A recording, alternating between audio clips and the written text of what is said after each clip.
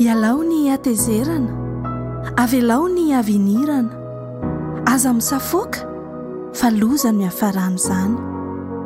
Salamo 7:30 ny 9:9. Maro ny antony mety mahatonga ny fahatezerana eo amin'ny fiainana andavanandro.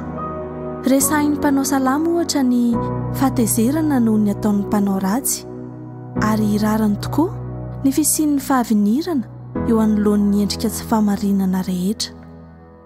Mampianatra antsika nefa ny soratra masina ny manao hoe mitsahara ny fahatezerana ary mahafoiza ny fahavinirana. Aoka tsy ho tezitra ianao fa ratsy no hiafarany izany. Manome antsika dingana tsotra enti miatrika ny fiainana manoloana ny fahatezerana eo ambaran'ny mpanao salamo io. Ampiasaina ny fanahy mahery nomena antsika mba hampitsarana ny fahatezerana ao anaty rehefa misy izany.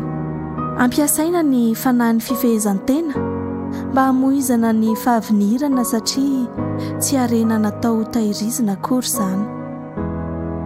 Ampiasaina ny fanahy ny fitiavana ao anatintsika mba hisorohana ny fahatezerana satria tsy mora tezitra ny fitiavana.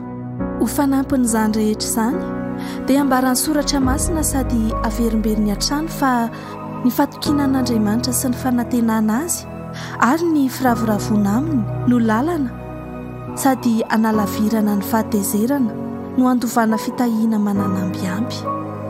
Misaotra Tompo amin'ny nanomezanao anay ny fanahin'ny hery sy ny fitiavana ary ny fahononany tena.